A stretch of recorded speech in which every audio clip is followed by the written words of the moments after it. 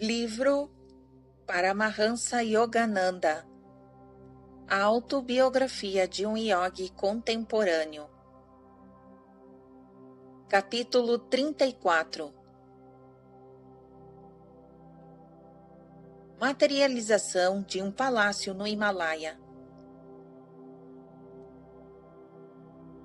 O primeiro encontro de Babaji com Larismarasaya é uma história cativante e uma das poucas que nos dão um vislumbre minucioso do imortal Guru.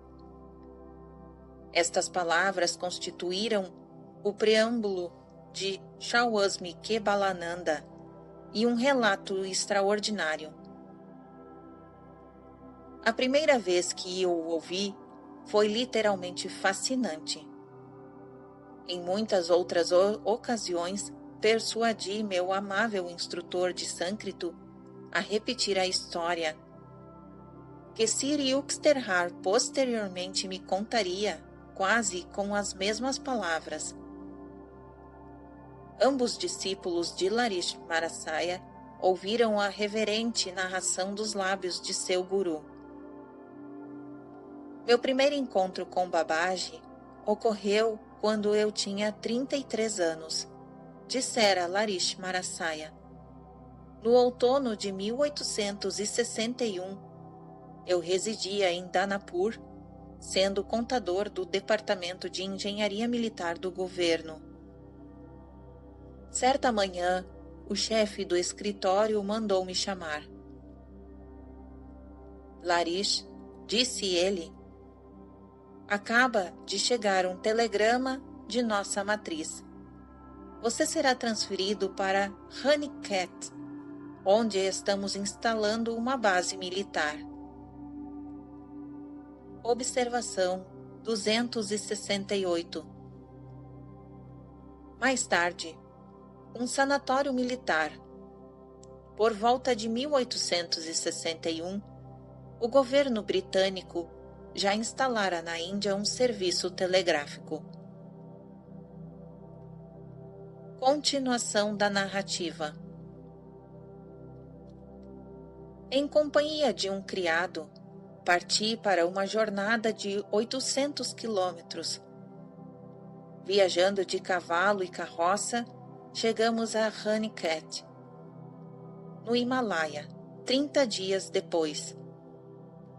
Observação 269. Raniket, no distrito de Almora, situa-se ao pé de Ninda Devi, um dos mais altos picos da cordilheira do Himalaia. Fica a 7.821 metros. Continuação da narrativa. Meu trabalho burocrático não era absorvente. Eu podia passar muitas horas perambulando pelas magníficas montanhas. O povo dizia que grandes santos abençoavam a região com sua presença. Senti forte desejo de vê-los. Durante um passeio a esmo, nas primeiras horas da tarde, fiquei assombrado ao ouvir uma voz longínqua chamar pelo meu nome. Continuei com vivacidade e vigor minha ascensão ao monte Drongiri. Leve inquietude me assaltou a ideia de que talvez eu não pudesse regressar antes de a escuridão descer sobre a selva. Cheguei, por fim, a uma pequena clareira em cujos limites se abrira uma pequena fileira de cavernas. Num dos bordos rochosos encontrava-se de pé um jovem sorridente e com a mão estendida para cima, em gesto de boas-vindas. Notei com espanto que, tirando seu cabelo cor de cobre, ele mostrava notável semelhança comigo. Larish, você chegou. O santo dirigia-se a mim afetuosamente, em Hindi. Descanse aqui nesta caverna. Fui eu quem o chamou. Entrei numa pequena gruta limpa, contendo diversas mantas de lã e alguns carnandulus, escudelas para a água. Larish, lembra-se deste assento? O Yogi apontou para um cobertor dobrado num canto da gruta. Não, senhor. Algo confuso pela estranheza de minha aventura, acrescentei. Devo ir-me agora, antes do crepúsculo. Tenho o que fazer de manhã no escritório.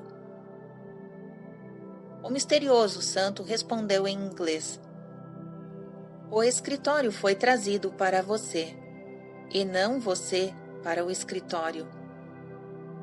Emudeci, aturdido por este asceta da floresta não só falar inglês, mas também parafrasear as palavras de Cristo.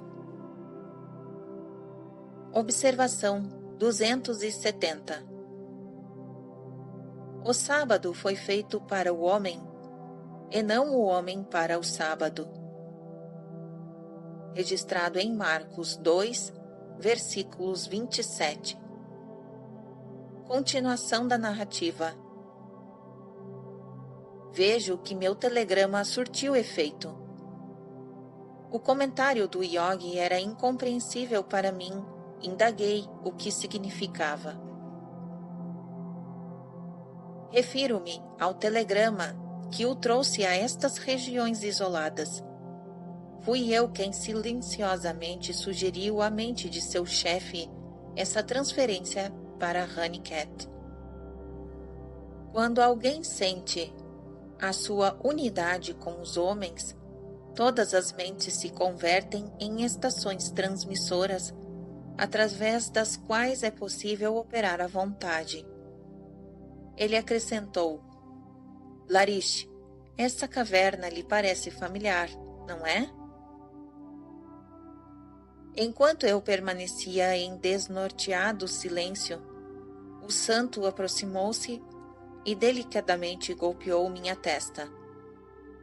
Sob este toque mágico, uma corrente maravilhosa atravessou-me o cérebro, revivendo as doces recordações latentes de minha vida anterior.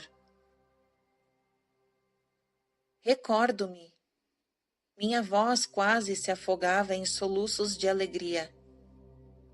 O Senhor é meu guru Babaji, que sempre me pertenceu. Cenas do passado ressurgem, vívidas, em minha mente. Aqui nesta caverna passei muitos anos de minha última encarnação. Enquanto inefáveis reminiscências me subjugavam, eu em lágrimas abraçava os pés de meu mestre.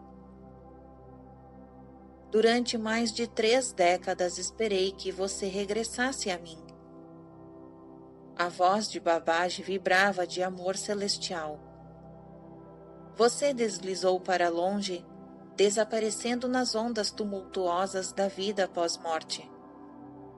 Tocou a varinha mágica de seu karma e você se afastou. Embora você me perdesse de vista, eu nunca o perdi. Através do mar astral luminescente, onde singram anjos gloriosos, eu o persegui. Através da escuridão, tempestades, marés e luz, eu o segui, como ave materna escoltando seu filhote. Quando sob a forma de um menino, você chegou ao término de sua existência intrauterina e nasceu para este mundo. Meu olhar o acompanhava ainda sempre. Quando, em sua infância, você cobriu com as areias do Gurney seu diminuto corpo em posição de lótus, eu estava invisível, mas presente.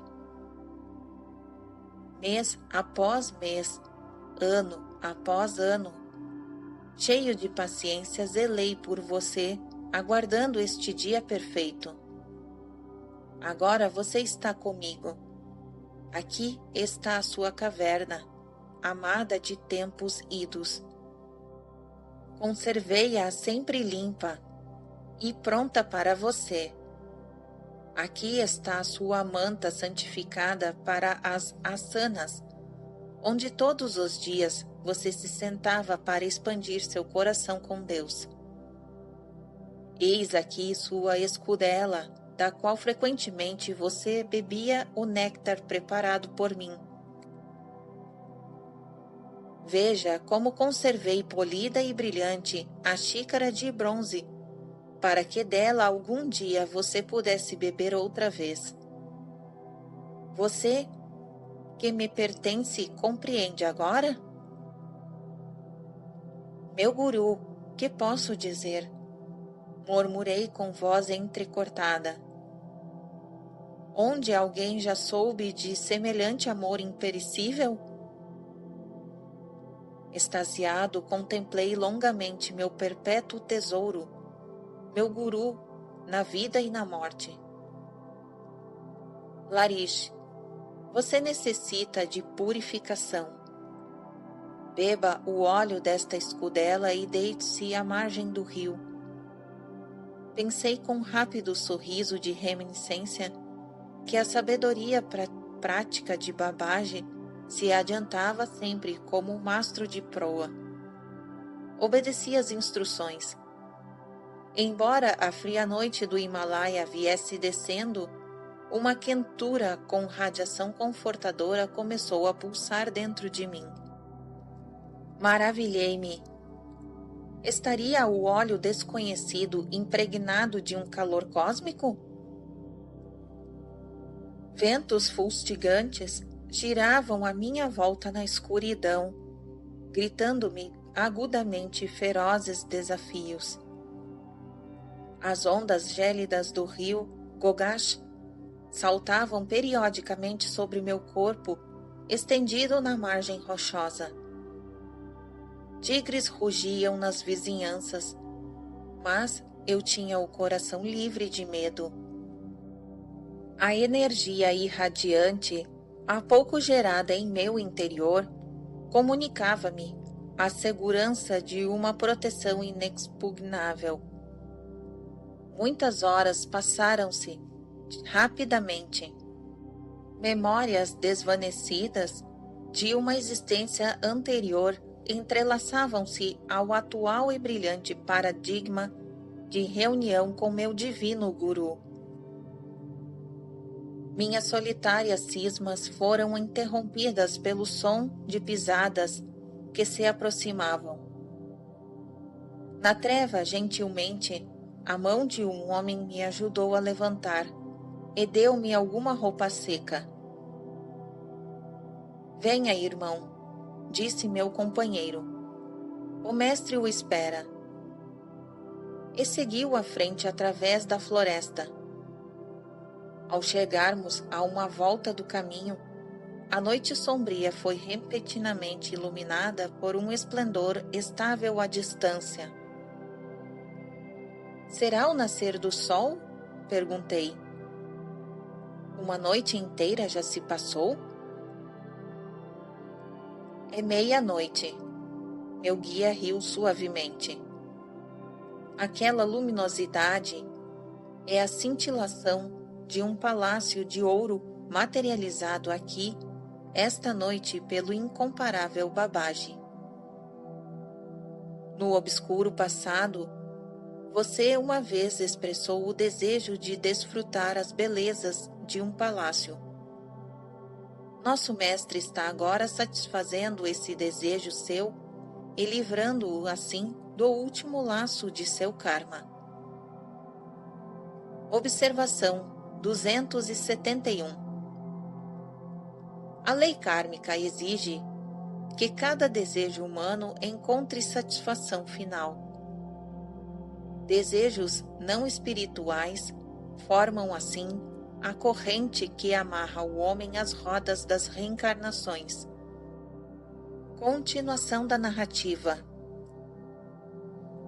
E acrescentou: o magnífico palácio será o cenário de sua iniciação, esta noite, em Kriya Yoga.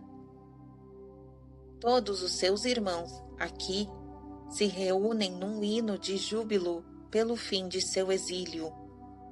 Contemple-o. Erguia-se diante de nós um vasto palácio de ouro rutilante, com adornos de incontáveis joias, situado entre jardins paisagísticos, refletidos em lagoas tranquilas, um espetáculo de grandeza ímpar. Altas arcadas apresentavam complicadas incrustações de grandes diamantes, safiras e esmeraldas. Homens de semblante angélicos postavam-se em portões rubros de resplandecentes rubis. Segui meu companheiro até um espaçoso vestíbulo de recepção. Aroma de incenso e rosas flutuavam no ar. Lâmpadas veladas esparziam um brilho multicolorido.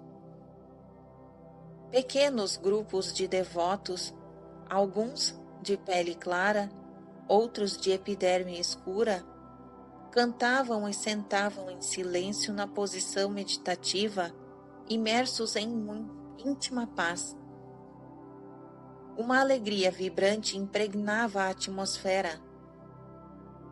Olhe e regale-se.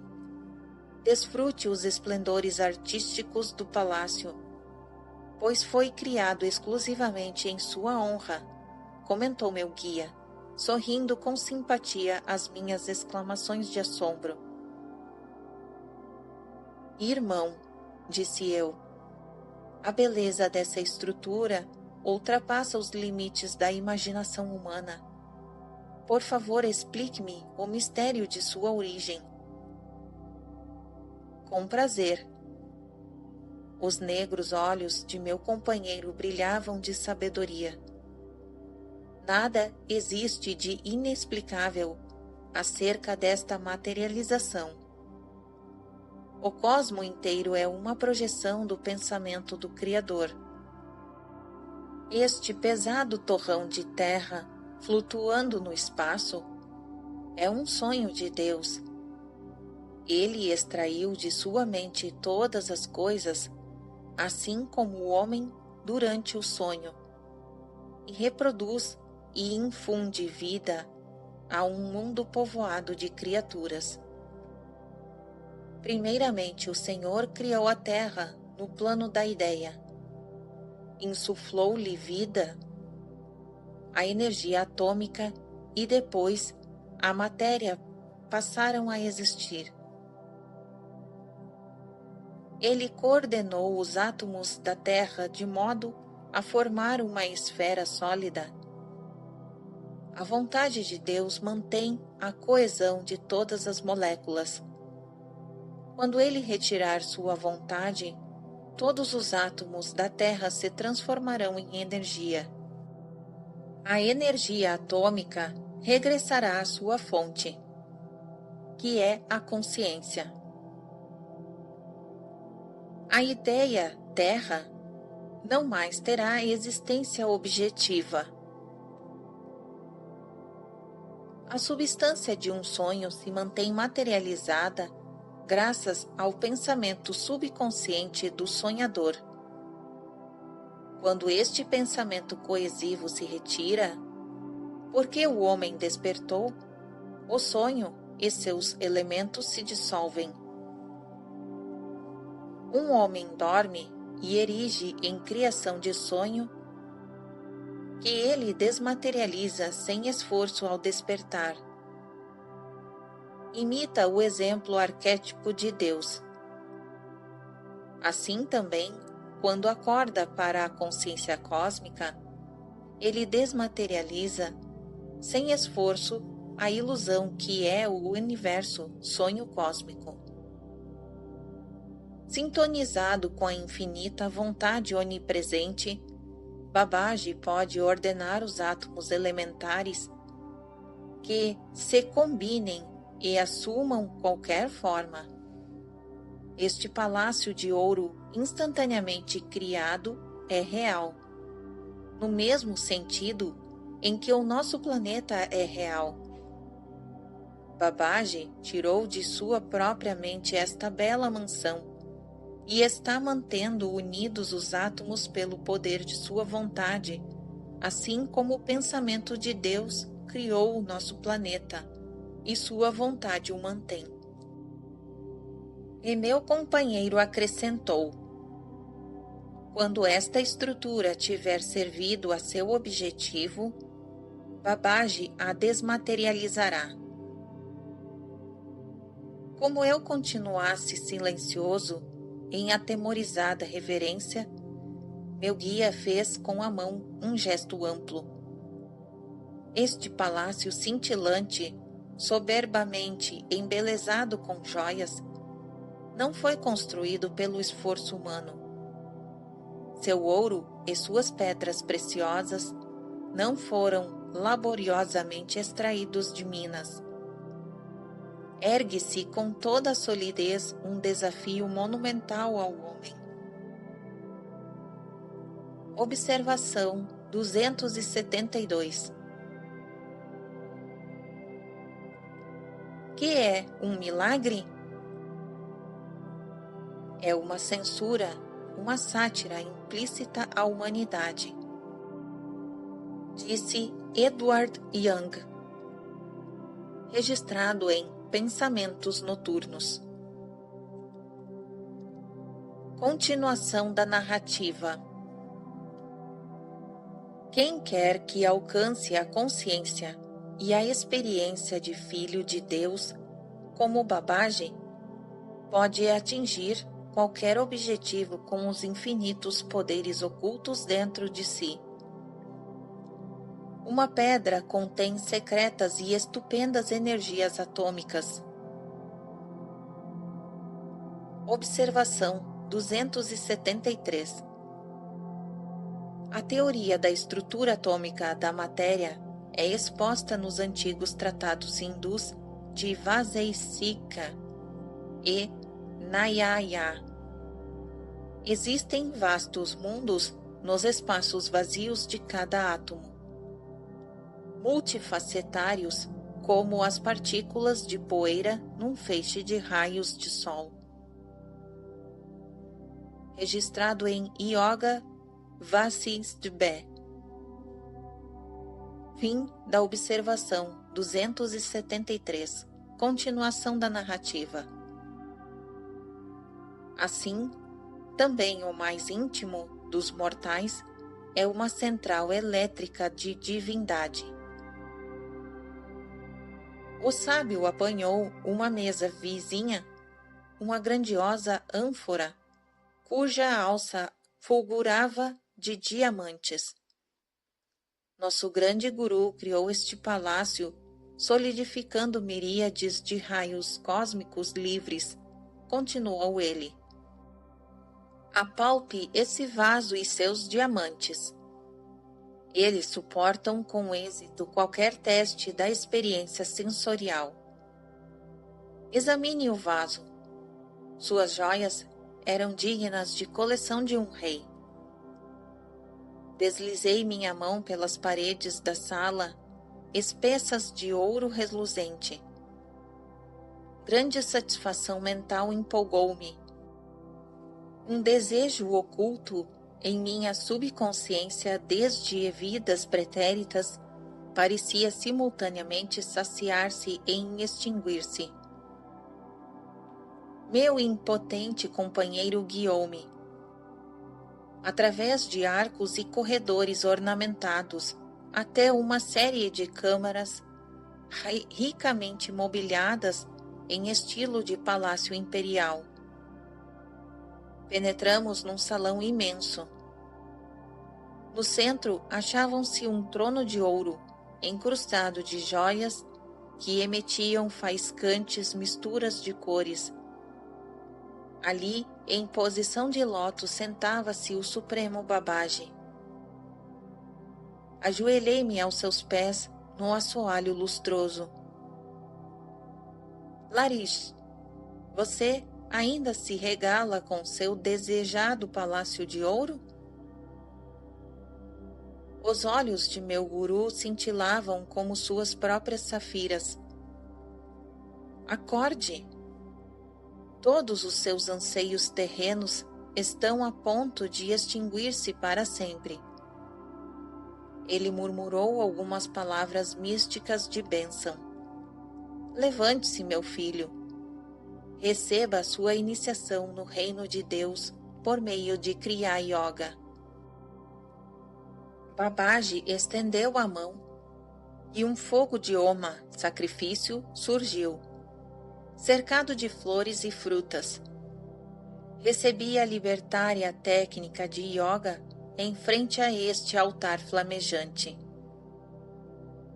O ritual acabou ao despontar a aurora. Em meu estado de êxtase, não senti a necessidade de dormir. Vaguei pelas salas do palácio repleto de tesouros e de requintados objetos de arte, e visitei os jardins. Notei nas adjacências as cavernas e as desoladas saliências da montanha, vistas no dia anterior, sem que então fossem vizinhas do grande edifício de seus terraços floridos. Entrando de novo no palácio, fabulosamente fulgurante ao frio sol do Himalaia, busquei a presença de meu mestre. Ele ainda se achava no trono, rodeado por muitos discípulos quietos. Larish, você está com fome? Babaji acrescentou. Feche os olhos. Quando os reabri, o palácio encantado e seus jardins haviam desaparecido. Os corpos de Babaji e seus discípulos, e o meu próprio, encontravam-se agora todos sentados numa terra nua, num lugar exato do palácio desvanecido, não muito longe das aberturas ensolaradas das grutas rochosas. Lembrei-me de ter-me o meu guia dito que o palácio seria desmaterializado em seus átomos cativos e seriam libertados para voltarem às suas essências mentais de sua origem. Embora atordoado, fitei meu guru com toda a confiança. Eu não sabia o que esperar a seguir naquele dia de milagres. O palácio já serviu ao propósito para o qual foi criado, explicou Babaji, e ergueu do chão um recipiente de barro. Ponha sua mão aqui e receberá o alimento que desejar. Toquei a ampla tigela. Surgiram luxes, pães quentes fritos em manteiga, caril e frutas cristalizadas. Ao comê-los, notei que a tigela continuava sempre cheia. No fim da refeição, olhei em volta procurando água. Meu guru apontou para uma tigela adiante de mim. O alimento sumira e em seu lugar havia água. Poucos mortais sabem que o reino de Deus inclui o reino das satisfações mundanas, observou Babaji. O reino divino estende-se ao terrestre, mas este ilusório por natureza não contém a essência da realidade. Bem-amado Guru, ontem à noite recebi a prova do vínculo de beleza entre o céu e a terra. Sorri à recordação do palácio desaparecido. Sem dúvida, nenhum despretensioso yogi jamais recebeu iniciação nos augustos mistérios do espírito em ambiente de luxo tão impressionante. Serenamente fitei o atual cenário em absoluto contraste com o anterior. O solo árido, o céu por teto, as cavernas oferecendo abrigo primitivo, tudo parecia formar uma graciosa paisagem natural para os santos seráficos que me rodeavam. À tarde, sentei em minha manta santificada pelo acúmulo de realizações de existências anteriores. Meu divino guru aproximou-se e passou a mão sobre minha cabeça. Entrei no estado de Nirvikalpa Samadhi, permanecendo ininterruptamente em beatitude durante 7 dias. Cruzando os estratos sucessivos do autoconhecimento, penetrei nos reinos imortais da realidade. Transcendidas todas as limitações ilusórias, minha alma estabeleceu-se inteiramente no altar do Espírito Cósmico. No 8º dia, caí aos pés de meu guru e supliquei-lhe que me conservasse sempre junto a si naquele ermo sagrado. Meu filho, disse Babaji, abraçando-me, seu papel nesta encarnação deve ser representado aos olhos das multidões. Abençoado, desde antes de seu nascimento, por muitas vidas de meditação solitária, você deve misturar-se agora ao mundo dos homens. O fato de você só me ter encontrado nesta encarnação, quando já era um homem casado, com família modesta e responsabilidades profissionais, tem um sentido profundo. Você deve pôr de lado esta ideia de reunir-se a nosso grupo secreto no Himalaia.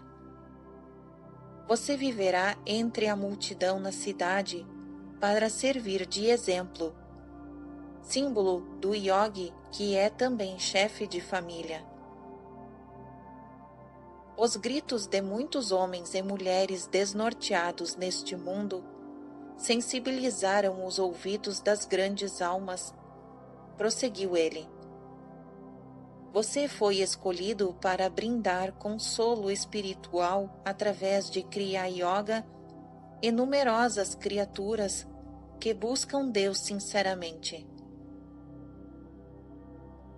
Há milhões de seres sobrecarregados por laços familiares e pesados deveres mundanos.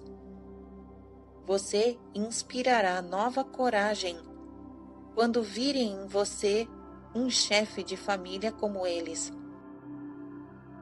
Você deve levá-los a compreender que as mais elevadas conquistas yogis não estão proibidas ao homem de família.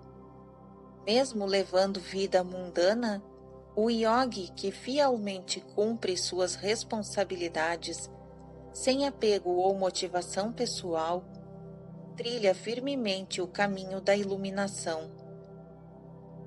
Nenhuma necessidade o obriga a abandonar o mundo, pois internamente você já desatou todos os laços kármicos.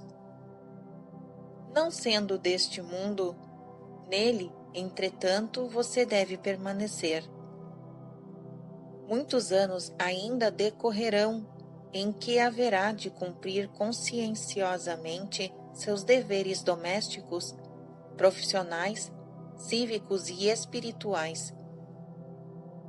Novo e doce alento de divina esperança penetrará nos árdidos corações dos homens mundanos. Eles compreenderão pelo exemplo de seu equilíbrio que a libertação depende mais de renúncias internas do que externas. Que remotos me pareciam minha família, o escritório, o mundo, enquanto eu ouvia meu guru nas altas solidões do Himalaia. Verdade diamantina, porém, ressoava em suas palavras. Submisso concordei em deixar aquele abençoado porto de paz. Babaji instruiu-me nas regras antigas e rígidas que governam a transmissão da arte da yoga de guru a discípulo. Conceda a chave de Kriya somente a chelas qualificados, disse Babaji. Quem promete sacrificar tudo na busca do divino está apto a desvelar os mistérios finais da vida através da ciência da meditação. Guru angélico, o Senhor que já prestou um benefício à humanidade com a ressurreição da perdida arte de criar, não o aumentará, abrandando as severas exigências para a aceitação de discípulos? Olhei suplicante para Babaji. Peço-lhe, permita-me instruir em criar a todos os que buscam a Deus com sinceridade, mesmo que a princípio não sejam capazes de devotar-se à completa renúncia interna. Homens e mulheres do mundo, torturados, perseguidos pelo tríplice sofrimento. Observação 274. O sofrimento físico, mental e espiritual, que se traduz respectivamente em doenças, em anomalias psíquicas ou complexos, e em ignorância de sua divina alma. Fim da observação 274. Continuação da narrativa. Precisam de encorajamento especial. Talvez nunca tentem caminhar para a liberdade se a iniciação em criar lhes for vedada. Assim seja. A vontade divina se expressou por seus lábios. Dê Kriya Yoga livremente a todos os que humildemente solicitarem auxílio, respondeu o misericordioso Guru. Observação 275. A princípio, Babaji deu permissão a Larismarasaya, a ele apenas, para ensinar Kriya Yoga a outros. A seguir, o Yogavatar pediu que alguns de seus discípulos também viessem a receber o poder de ensinar Kriya. Babaji consentiu e determinou que o poder de ensinar Kriya Yoga fosse limitado, no futuro, àqueles que tivessem avançado na senda de Kriya Yoga e recebido de Larismarasaya a autorização para ensiná-la, ou que a tivessem recebido desses discípulos autorizados. Babaji, compassivo, prometeu assumir responsabilidade, vida após vida, pelo bem-estar espiritual de todos os Kriya Yogis, devotos e leais que fossem iniciados por instrutores de Kriya Yoga devidamente autorizados. Aos que se vão iniciar em Kriya Yoga, filiados a CRF e ISS, requer-se a assinatura de um compromisso de que a técnica de Kriya Yoga não será revelada a outros. Assim, a técnica de Kriya Yoga, simples mas exata, fica ao resguardo de mudanças e distorções efetuadas por professores sem autorização e permanece em sua forma original, incorrupta. Embora as antigas restrições de asceticismo e renúncias fossem eliminadas por Babaji, para que as multidões pudessem conhecer os benefícios de Kriya Yoga, ele, não obstante, exigiu de Larismarasaya e de todos os seus condescendentes em linhagem espiritual, isto é, dos sucessivos gurus de CRF e ISS, que impusessem a todos os que procurassem a iniciação um período de treinamento espiritual prévio, como preparo à prática de Kriya Yoga. A prática de uma técnica tão avançada como Kriya Yoga é incompatível com uma vida espiritual irregular. Kriya Yoga é mais que uma técnica de meditação. É também um modo de vida e exige a aceitação pelos iniciados de certas disciplinas e injunções. A Self-Realization Fellowship e o Yogoda Satsanga Society of India têm cumprido fielmente estas instruções herdadas de sua linhagem de gurus. As técnicas de Hong Six e de On, ensinadas nas lições da CRF-ISS e por representantes autorizados da CRF-ISS como preliminares a Kriya Yoga, são parte integral da senda de Kriya. Estas técnicas são de suprema eficiência para elevar a consciência até a autorrealização e libertar a alma de seu cativeiro.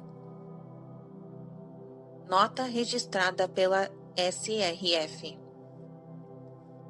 Fim da observação 275. Continuação da narrativa. Após um silêncio, Babaji acrescentou: repita a cada um de seus discípulos esta soberana promessa de Bhagavad Gita.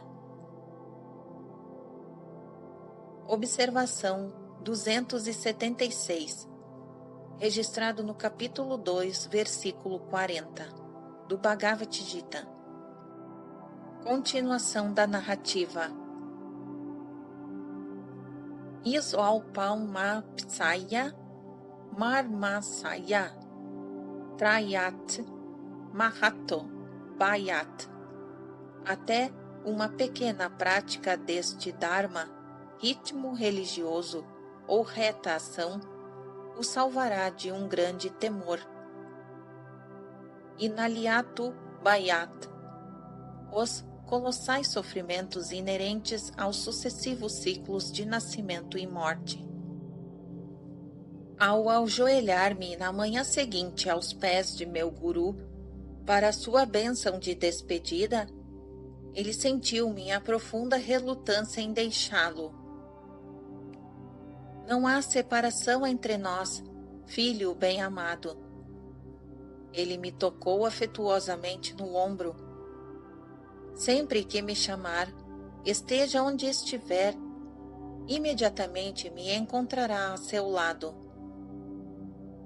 Consolado por esta maravilhosa promessa e enriquecido com o ouro da sabedoria de Deus, recentemente achado, desci a montanha. No escritório, fui bem acolhido por meus colegas de trabalho que durante 10 dias acreditaram eu estar perdido nas selvas himalaicas. Em breve, uma carta chegou do Departamento Central. Larish deve retornar ao posto de Danapur, dizia. Sua transferência para Raniket resultou de um erro. Outro homem deveria ter sido enviado para exercer suas funções em Raniket. Sorri refletindo na oculta contracorrente que provocou o erro de me levar às mais remotas localidades da Índia. Antes de regressar a Danapur, observação 277. Cidade próxima de Benares. Continuação da narrativa. Passei alguns dias com uma família bengali em Moradabad. Um grupo de 6 amigos veio me visitar. Quando encaminhei a conversação para assuntos espirituais, Meu anfitrião observou sombriamente. Oh, a Índia, hoje em dia, não tem mais santos.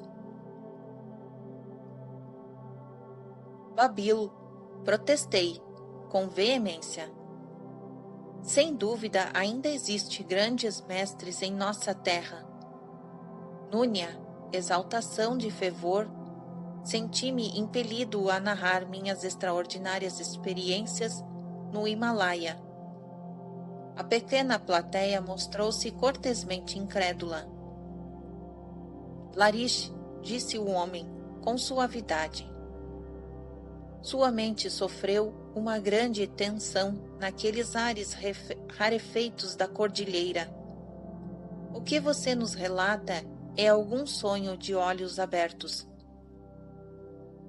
No ardoroso entusiasmo pela verdade, falei sem refletir devidamente. Se eu chamar meu guru, ele aparecerá aqui mesmo nesta casa. O interesse brilhou em todos os olhos. Não era de admirar que o grupo estivesse ansioso por observar tal fenômeno. Meio relutante pedi uma sala tranquila e 2 cobertores novos de lã. O mestre virá do éter e se materializará, disse eu. Conservem-se em silêncio do lado de fora e não tardarei em chamá-los. Mergulhei em meditação, humildemente invocando meu guru. O quarto escurecido encheu-se gradualmente de um brilho suave. A sua luminosa figura de Babaji surgiu. Larish, você me chama por um motivo fútil? O olhar do mestre era severo. A verdade é para quem a procura sinceramente, não para quem tem apenas curiosidade ociosa. É fácil acreditar quando se vê. Dispensa a busca e o esforço. Descobrem a verdade, além dos sentidos, os que a merecem por terem vencido seu natural ceticismo materialista. Ele acrescentou gravemente: Deixe-me ir. Caí aos seus pés suplicando: Sagrado Guru, compreendo o meu grave erro humildemente, mas lhe peço perdão. Foi para despertar a fé nestas mentes espiritualmente cegas que me arrisquei a chamá-lo, já que tão benevolentemente surgiu em resposta à minha prece. Por favor, não se retire sem conceder uma bênção aos meus amigos. Descrentes, embora, eles se inclinam pelo mesmo a investigar a verdade de minhas estranhas afirmações. Muito bem, ficarei um pouco mais. Não quero que sua palavra seja desacreditada diante de seus amigos. A face de Babaji suavizara-se, mas ele acrescentou: Doravante, meu filho, virei sempre que você precisar de mim, e não sempre que me chamar. Observação 278. Na senda do infinito, até mesmo iluminados como Larish Marasaya, podem se entregar a um excesso de zelo e receber castigo. No Bhagavad Gita, lemos muitas passagens onde o Divino Guru, Krishna, castiga o príncipe dos devotos, Arjuna. Fim da observação 278. Continuação da narrativa. Um silêncio pleno de tensão reinava no pequeno grupo quando abri a porta, como se não confiassem em seus sentidos. Meus amigos fitaram os olhos arregalados e resplandecente de figura de Babaji sentado sobre o cobertor. Isto é hipnotismo coletivo. Um deles riu espalhafatosamente. Ninguém poderia entrar neste quarto sem que ouvíssemos. Babaji adiantou-se, sorridente, e fez um sinal a cada um para que tocassem a sua carne sólida e tépida de seu corpo. Desfeitas as dúvidas, meus amigos prostraram-se no chão em arrependimentos cheios de temor reverente. Preparem-se. Halua. Observação 279.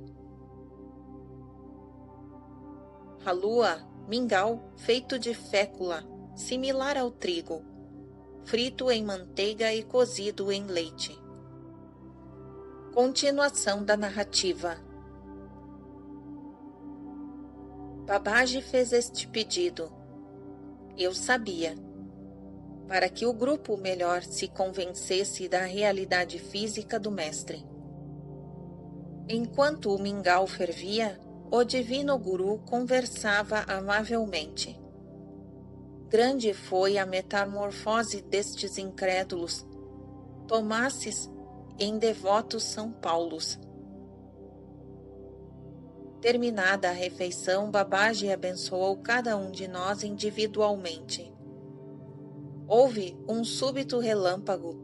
Assistimos às instantâneas desintegração dos elementos eletrônicos do corpo de Babaji em luz vaporosa e expansiva. A força do mestre sintonizado com Deus relaxara o controle sobre os átomos do éter que lhe compunham o corpo. Imediatamente, trilhões de diminutas centelhas vitatrônicas desapareceram nos reservatórios infinito. Com meus próprios olhos vi o vencedor da morte. Expressou-se com reverência um dos membros do grupo, Maitra.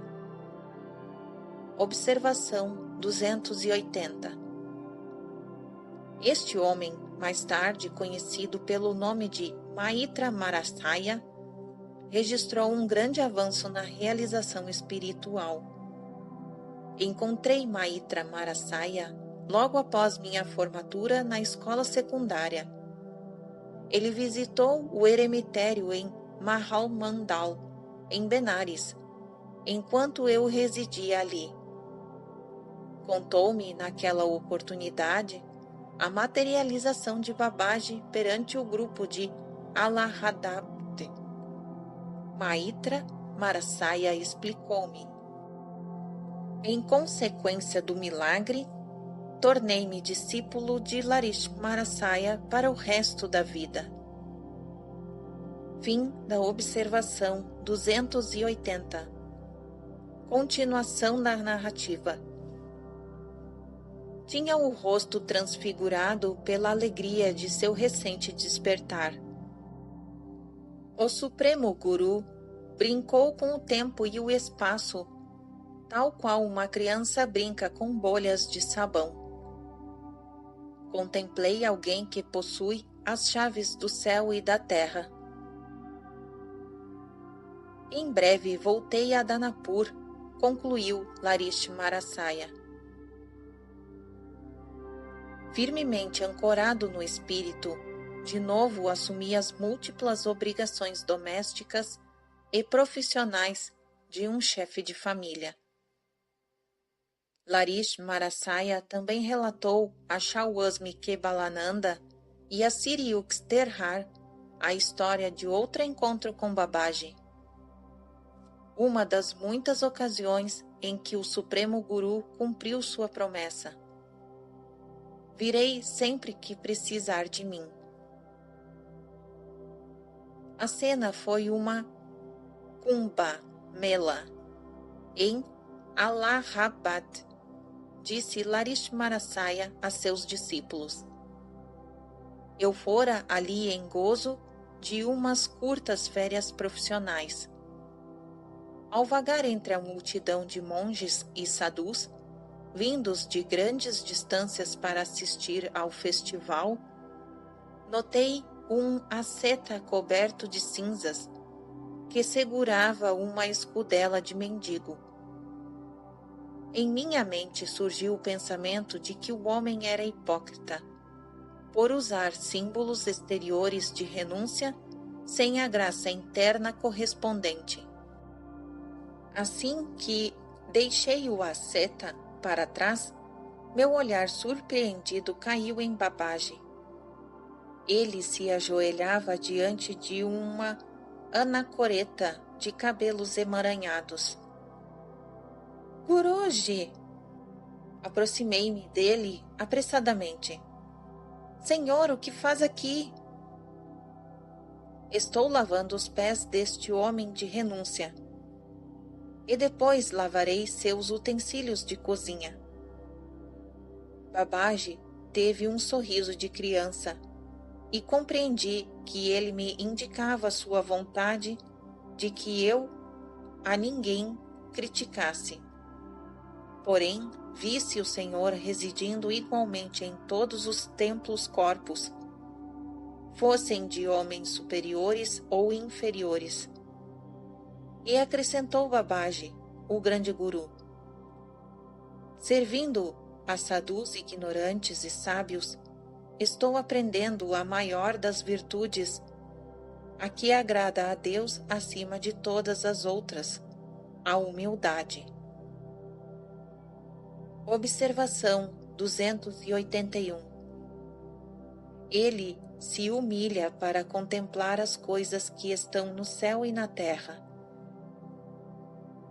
Registrado em Salmos 113, versículo 6. Quem se exaltar será humilhado, e quem se humilhar será exaltado. Registrado em Mateus 23, versículos 12. Quem humilha o ego ou o falso eu descobre sua identidade eterna. Fim da observação 281. E fim do capítulo 34.